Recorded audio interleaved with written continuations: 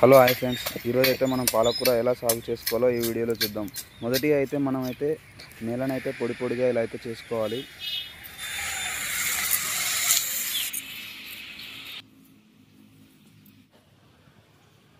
సాఫ్గా చేసుకోవాలి, అంటే ఎలాంటి గడ్డలు లేకుండా ఇట్లా నీట్గా చేసుకుంటే మనకు మొలక అనేది అయితే ఈజీగా మొలుస్తుంది.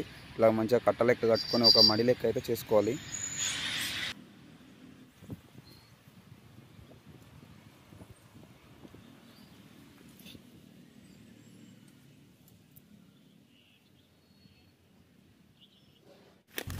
ఇవైతే పాలకూర గింజలు. మనం ఎప్పుడైతే పాలకూర గింజలు వేద్దాం అనుకుంటామో దానికంటే ఒక అర్ధగంట ముందు మనం ఉప్పులు అనేవి ఆరబెట్టుకుంటే ఆ గింజలు అనేవి చాలా మంచిగా మొలుస్తుంటాయి.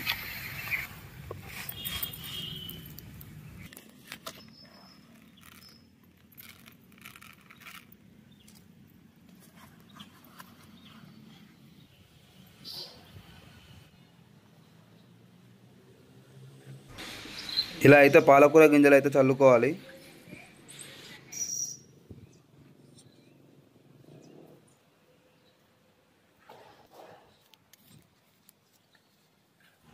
చల్లిన తర్వాత అయితే మనం అయితే ఇలా నేర్పుకోవాలి. ఇలా నేర్పుకోవడం వల్ల మనకు ఏంటంటే విత్తనాలు అనేది భూమి లోపలికి వెళ్తున్నాయి. దానివల్ల మనకు గింజలు అనేది చాలా మంచిగా మొలుస్తాయి. అదే కాకుండా మనం కొద్దిగా మట్టి తీసుకొని అయితే ఇప్పుడు ఆ గింజల మీద మనం కొంచెం చల్లుకుంటే ఏమవుతుందంటే విత్తనాలు అనేది ఇంకా చాలా బాగా వస్తున్నాయి. దానికోసం అనేది మనం అయితే మట్టిని అయితే ఇలా చల్లుకోవాలి.